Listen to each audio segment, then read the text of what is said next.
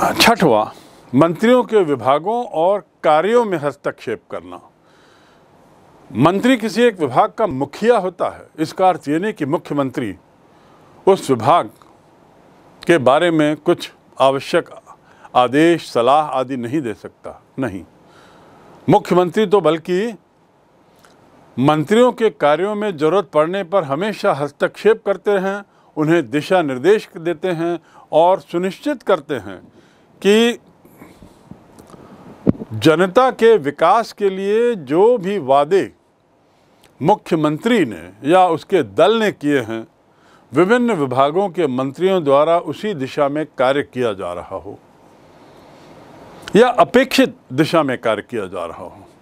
तो मंत्रियों के विभागों में हस्तक्षेप करने का अधिकार भी मुख्यमंत्री को है। इसके बाद मंत्रियों और उसके विभागों में सामंजस्य स्थापित करने का बहुत बड़ा कार्य मुख्यमंत्री के कंधों पर रहता है। सामंजस्य स्थापित करना बहुत महत्वपूर्ण है। कल्पना करिए एक स्थिति कि किसी एक क्षेत्र में कोई एक बहुत बड़ा प्रोजेक्ट, एक बहुत बड़ा स्टील प्लांट राज्य सरकार ने या पावर प्लांट राज्य सरकार ने डालने का निर्णय किया है। अब उस पावर प्लांट को बनाने के लिए समय सीमा जो तय की गई है, उस समय सीमा के अंदर उसे पूरा करने के लिए वित्त विभाग की ज़रूरत है जो समय पर पैसा दे, परिवहन विभाग के सहयोग की ज़रूरत है जो समय समय पर जो ट्रांसपोर्ट में मदद करे, आवाजाही में, बिजली विभाग के मदद की ज़रूरत है जो वहाँ पर ये सुविधाएं, बिजली संबंधी सुविधाएं मुहैया कराए। ऐसे ही यदि राज्य में कुछ विज्ञान विभाग है तो उसकी भी ज़रूरत है जो इन सुविधाओं को मुहैया कराए। PWD विभाग के सहयोग की ज़रूरत है जो ढांचा खड़ा करने में मदद करे, आदि आदि। यदि इन विभागों के बीच में सामंजस्य नहीं होगा तो निश्चित रूप से कार्य योजना समय पर क्रियान्वित नहीं हो सकती। और ऐसी स्थिति में क्या होता है, जिस प्रोजेक्ट की लागत करीब 500 करोड़ रुपए है, विलंब में होने पर उसकी लागत 1000 करोड़ या 2000 करोड़ हो सकती है। तो खामियाजा जनता को भुगतना पड़ता है और प्रोजेक्ट विलंब अलग होता है। ऐसी स्थिति में मुख्यमंत्री का ये बहुत अहम काम है कि वह विभिन्न विभागों के बीच में सामंजस्य बैठाए, पटरी में सबको अलाइन करे, मतभेद किसी तरह के हों तो उसे समाप्त करे। ये उसका एक बहुत महत्वपूर्ण कार्य है। अगला कार्य, मंत्रिमंडल की बैठकों की अध्यक्षता करना। मंत्रिपरिषद की जब भी बैठक होती है तो उसकी बैठक बुलाने का काम, बैठक का एजेंडा तैयार करने का काम, बैठक में या उससे पूर्व के विवादों के निराकरण का काम बैठक के दौरान करने का, और ये सब संबंध, ये सब बातें मंत्रिपरिषद की बैठक में अध्यक्षता करते हुए मुख्यमंत्री सुनिश्चित करते हैं कि बैठक के परिणाम सफल रहें। 9वां, मंत्रिपरिषद, प्रधानमंत्री, मंत्रिपरिषद और राष्ट्रपति के बीच में प्रधानमंत्री कड़ी है। प्रधानमंत्री, मंत्रिपरिषद और राष्ट्रपति के बीच की एक कड़ी है जिसका हमने जिक्र किया। तो राज्य के मामले में मुख्यमंत्री वो कड़ी का काम करते हैं। राज्यपाल और मंत्रिपरिषद के बीच में जितनी भी प्रशासनिक बैठकें हों, बैठकों के निर्णय हों, कानून संबंधी बातें हों, कुछ महत्वपूर्ण मामले हों, राज्य की स्थिति को लेकर कुछ और बातें हों, आदि आदि, ये सब मंत्रिपरिषद से निष्कर्ष निर्णय होने के बाद इन्हें राज्यपाल तक पहुंचाने का कार्य मुख्यमंत्री का है। तो मुख्यमंत्री राज्यपाल और मंत्रिपरिषद के बीच की सबसे महत्वपूर्ण कड़ी होती है। इसके अतिरिक्त राज्यपाल के परामर्श और विचारों से भी मुख्यमंत्री मंत्रिपरिषद को अवगत कराता है। अर्थात जो मुख्यमंत्री है वह मात्र मंत्रिपरिषद की सूचनाएं राज्यपाल तक नहीं भेजता, बल्कि राज्यपाल की भावनाओं से, राज्यपाल के विचारों से, राज्यपाल की सोच से, विभिन्न मतों पे, विभिन्न बातों पर, विभिन्न मुद्दों पर उससे मंत्रिपरिषद को अवगत कराता है।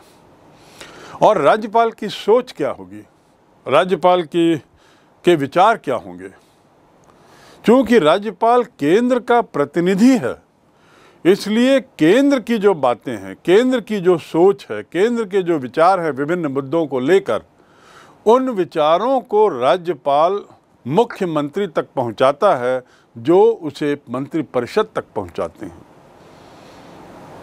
इस प्रकार हम देखते हैं कि मुख्यमंत्री एक बहुत महत्वपूर्ण कड़ी है मंत्रिपरिषद और राज्यपाल के बीच में, और ये समझ रहे हैं कि किस प्रकार केंद्र की भावनाओं से राज्य का मंत्रिपरिषद अवगत होता है, उसका जरिया ये रहा।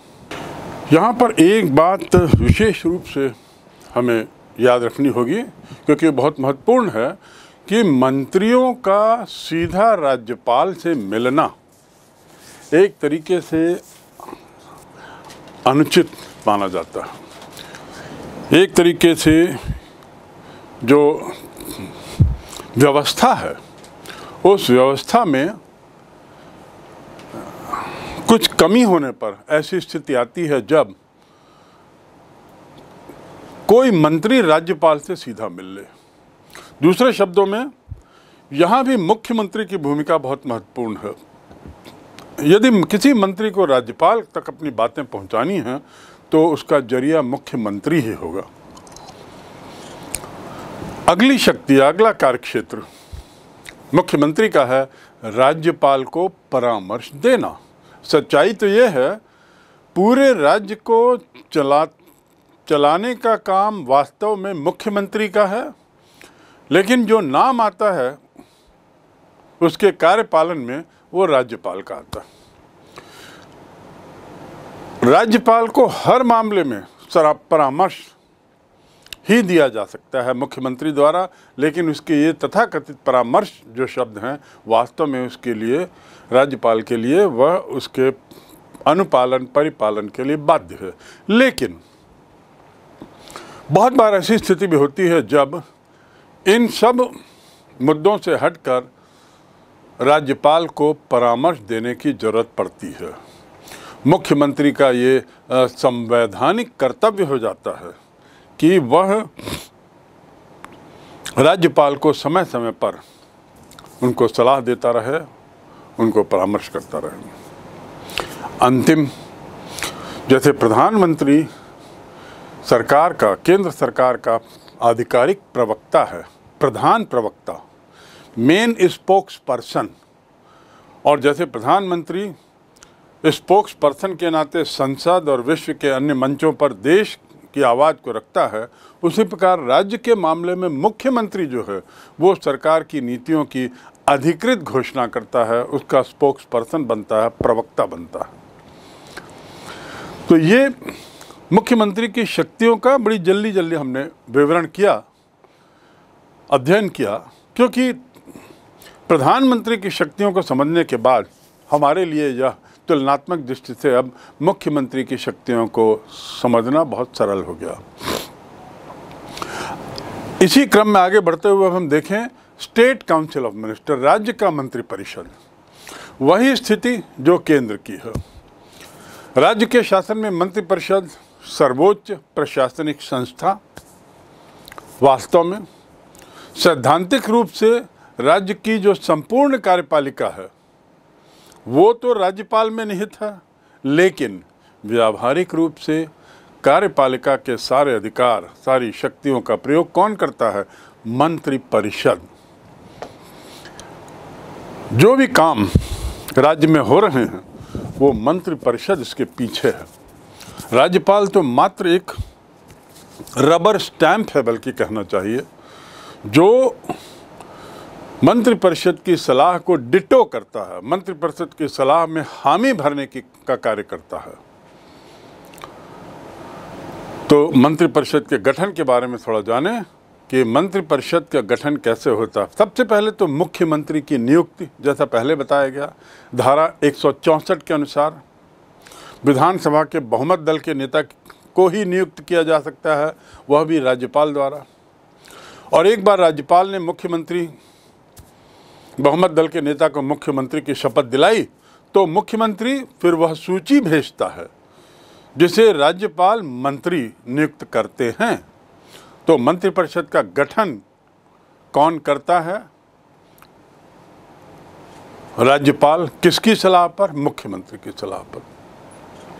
अब अन्य मंत्रियों की नियुक्ति की बात यदि करें तो संविधान के अनुच्छेद 164 के अनुसार मुख्यमंत्री के परामर्श से राज्यपाल द्वारा अन्य मंत्रियों की नियुक्ति किए जाने की व्यवस्था है, लेकिन व्यावहारिक दृष्टि से मुख्यमंत्री ही अन्य व्यक्तियों के नाम और विभागों की सूची राज्यपाल को देता है, जिसे राज्यपाल स्वीकृत करते हैं। मुख्यमंत्री ऐसे सदस्यों को भी नियुक्त कर सकता है जो बाहर से हों, लेकिन यदि वो सदन के अंदर से कर रहा है तो उसके अपने दल के हों, उसके विश्वास पात्र हों, उसके नेतृत्व को स्वीकारने वाले हों तथा जिनकी नियुक्ति से क्षेत्रीय हित संतुष्ट हो। क्षेत्रीय हित के मायने हैं विभिन्न वर्गों के लोगों का प्रतिनिधित्व हो, सामाजिक दृष्टि से एक उसका जो क्षेत्र है वह विस्तृत हो, भौगोलिक दृष्टि से भी वह सभी क्षेत्रों को कवर करता हो उसका प्रतिनिधित्व। ऐसा मंत्रिमंडल एक अच्छा मंत्रिमंडल माना जाता है, शिक्षित लोगों का हो आदि आदि। मंत्री कौन बन सकते हैं, उसकी योग्यता क्या है, अर्हता क्या है? सर्वप्रथम मंत्रिपरिषद के सभी सदस्यों को राज्य विधानमंडल के किसी न किसी सदन का, 2 सदन ज़्यादा से ज़्यादा होते हैं, विधानसभा और विधान परिषद, तो किसी न किसी सदन का सदस्य होना आवश्यक है। और यदि शपथ की तारीख में, शपथ के दिन, शपथ ग्रहण के दिन यदि वह सदस्य नहीं है तो जरूरी है कि 6 माह के अंदर वह किसी न किसी सदन का सदस्य बने, चाहे विधानसभा में चुनाव के जरिए, चाहे राज्यसभा में चाहे विधान परिषद में जो विधान परिषद की प्रक्रिया है उसके तहत। उसके बाद शपथ ग्रहण की प्रक्रिया होती है। मुख्यमंत्री सहित जो सभी सदस्य हैं मंत्रिपरिषद के, उन्हें अपना शपथ ग्रहण करना होता है जो राज्यपाल के द्वारा दिया जाता है, जिसमें पद और गोपनीयता की शपथ ली जाती है। गोपनीयता के क्या मायने हैं इसको मैं पूर्व में बता चुका हूँ। मंत्रियों की श्रेणियां वही जैसा केंद्र में है। कैबिनेट मंत्री सबसे उच्च श्रेणी, अधिकतम संख्या 20। राज्य मंत्री दूसरी श्रेणी, जिसे मिनिस्टर ऑफ स्टेट भी कहते हैं या स्टेट मिनिस्टर भी कहते हैं, कम महत्व का विभाग या स्वतंत्र प्रभार, या कैबिनेट मंत्री के सहायक के रूप में। और तीसरी श्रेणी उप मंत्री, जिसे डिप्टी मिनिस्टर कहते हैं। इन्हें कभी स्वतंत्र प्रभार नहीं मिलता, ये याद रखेंगे। केंद्र और राज्य दोनों में उप मंत्री किसी भी विभाग का स्वतंत्र प्रभारी नहीं हो सकता, वो कैबिनेट मंत्री के सहायक के रूप में कार्य करते हैं। अब अगला मुद्दा वेतन और भत्ते। इस संबंध में भारतीय संघ के विभिन्न राज्यों की स्थिति अलग अलग है और इनके वेतन और भत्ते राज्य का विधानमंडल तय करता है, केंद्र पर नहीं छोड़ा गया है। पहली बात, केंद्र में संसद पर नहीं छोड़ा गया है राज्य के वेतन और भत्ते का मामला, और न ही पूरे देश के सभी राज्यों के सदस्यों का, मंत्रिपरिषद के सदस्यों का वेतन समान है, नहीं। ये राज्य के विधानमंडल के विवेक पर निर्भर करता है कि वो अपने तनख्वाह, अपना वेतन और भत्ता कितना तय करें। तो विधानमंडल निर्णायक भूमिका निभाता है अपने राज्य के मंत्रिपरिषद के वेतन और भत्ते के मामले में। इनका कार्यकाल कितना? अधिकतम 5 वर्ष। जैसे विधानसभा का अधिकतम 5 वर्ष, तो विधानसभा के द्वारा के जरिए चुने गए, बनाए गए मंत्रिपरिषद के सदस्यों का भी कार्यकाल अधिकतम 5 वर्ष। चाहें तो पहले भी त्यागपत्र दे सकते हैं। और सच्चाई तो ये है कि जब तक उन्हें सदन का विश्वास है, विधानमंडल का जब तक उन्हें विश्वास मिला हुआ है, तब तक वो मंत्री बने रह सकते हैं, अधिकतम 5 वर्ष। उसके बाद फिर से चुनाव होगा और यदि उन्हें पुनः विश्वास मिला है मंत्री बनने का तो पुनः मंत्री बनेंगे, पर एक सत्र में अधिकतम 5 वर्ष। ये हुई कार्यकाल की बात। अब कार्य विभाजन, राज्यपाल जैसे कि राष्ट्रपति, राज्यपाल मुख्यमंत्री के परामर्श के अनुसार मंत्रियों का कार्य विभाजन करता है, जैसे राष्ट्रपति प्रधानमंत्री के परामर्श पर कार्य विभाजन करता है। यहाँ ये बात फिर स्पष्ट कर देना चाहूँगा कि एक व्यक्ति को सामान्यतः एक विभाग मिलता है, क्योंकि एक विभाग का कार्य ही स्वयं इतना महती होता है कि उसको ही सुचारू रूप से चलाना एक कठिन काम है। लेकिन फिर भी कभी कभी ऐसा होता है कि कोई अति कौशल वाले व्यक्ति को, अति अनुभवी व्यक्ति को एक से ज़्यादा विभाग दे दिया जाए, अन्यथा एक ही मंत्री के अधीन एक से ज़्यादा विभाग नहीं रहते। पर जरूरत पड़ने पर ऐसा संभव है, इसकी अनुमति है और मुख्यमंत्री अपने इस प्रिविलेज का आवश्यकता अनुसार उपयोग करता है। अब आते हैं सामूहिक दायित्व पर। प्रधानमंत्री और मंत्रिपरिषद की चर्चा करते हुए केंद्र के मामले में मैंने बताया था सामूहिक दायित्व क्या है। वही बात राज्य में भी लागू है। राज्य के मामले में भी सामूहिक दायित्व या कलेक्टिव रिस्पॉन्सिबिलिटी उतनी ही महत्वपूर्ण है जितना केंद्र के मामले में। सभी मंत्री सामूहिक रूप से उत्तरदायी हैं। किसी भी अच्छे या बुरे निर्णय, कार्य, नीति के लिए, सफल असफल नीति, कार्य, निर्णय आदि के लिए वे लोग सामूहिक रूप से जिम्मेदार हैं। और किसके प्रति जिम्मेदार? विधानमंडल के प्रति, क्योंकि विधानमंडल के सदस्य जनता का प्रतिनिधित्व करते हैं। तो विधानमंडल के प्रति जिम्मेदारी का अर्थ हुआ कि ये लोग जनता के प्रति जिम्मेदार हैं।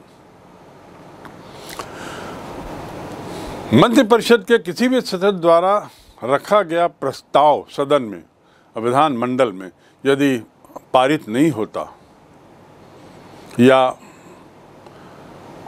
अस्वीकृत हो जाता है तो ये बड़ी शर्म की बात होती है, बड़ी हास्यास्पद स्थिति हो जाती है। हास्यास्पद क्यों? क्योंकि मंत्रिमंडल तो उन्हीं सदस्यों का है जिनका सदन में बहुमत है। उसके बावजूद भी बहुमत दल ने मंत्रिमंडल के किसी प्रस्ताव को यदि खारिज कर दिया तो ये बड़ी शर्मनाक स्थिति होती है।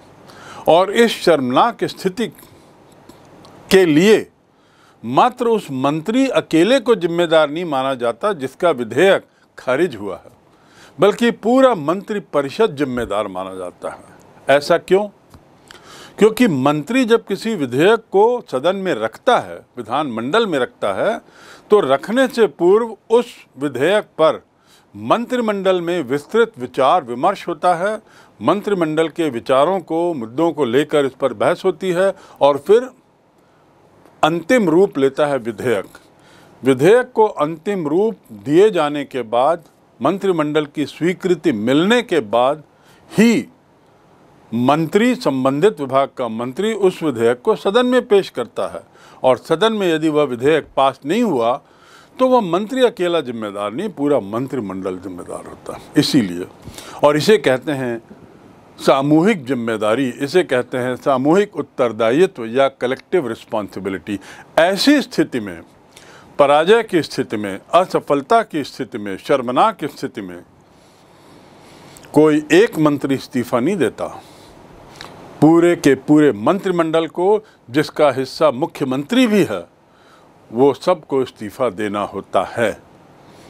विधान परिषद वही रहेगी, विधानसभा वही रहेगी, लेकिन चेहरे बदल सकते हैं। पदों में जो मुख्यमंत्री बदल सकता है, क्योंकि सदन ने उस मुख्यमंत्री पर, सदन ने उस मुख्यमंत्री के मंत्रिमंडल पर अविश्वास जाहिर किया है, उसके द्वारा प्रस्तावित विधेयक को या किसी प्रपोजल को अस्वीकार करके। मंत्रिपरिषद का एक सदस्य का निर्णय संपूर्ण मंत्रिपरिषद का निर्णय माना जाता है।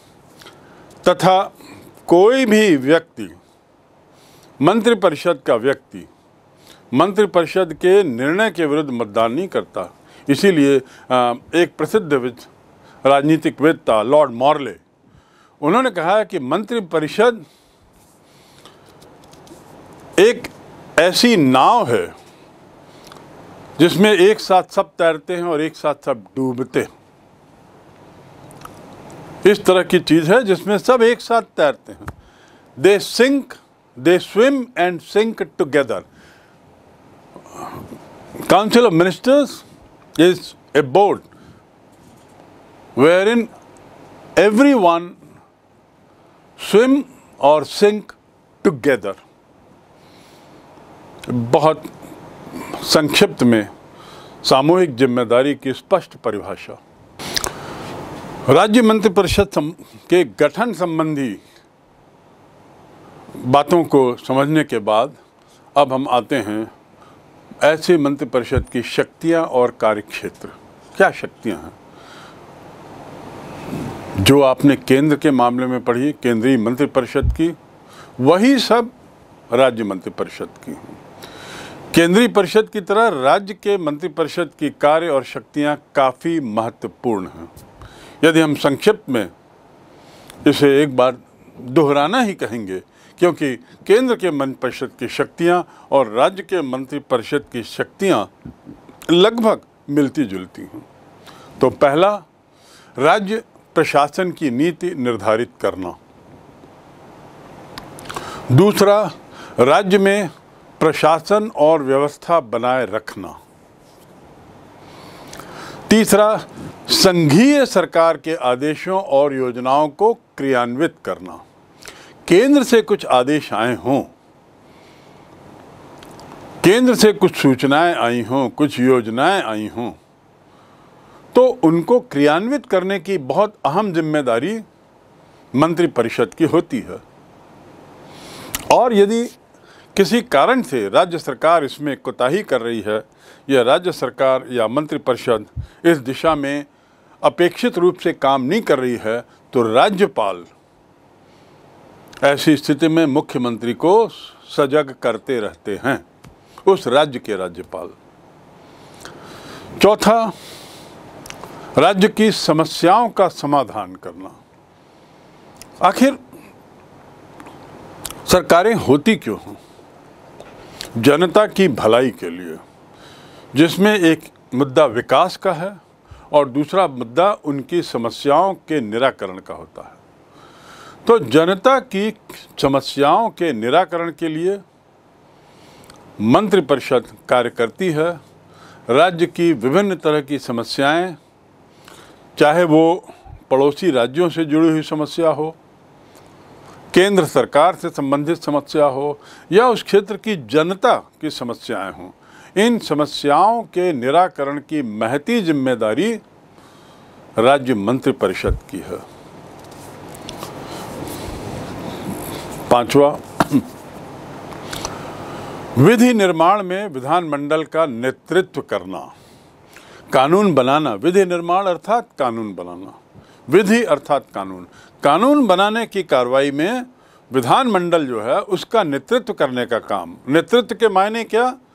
उसका कानून का प्रतिरूप तैयार करना, कानून संबंधी पेचीदगियों को समझना, उस पर मंत्रिपरिषद के द्वारा विस्तृत रूप से उस पर बहस करना और उसके बाद किसी निष्कर्ष पर पहुंचना, उसकी भाषा को लेकर, उसके उपयोगिता को लेकर और उस कानून के स्पिरिट को लेकर, भावना को लेकर किसी निष्कर्ष पर पहुंचने की जिम्मेदारी भी मंत्रिपरिषद की होती है।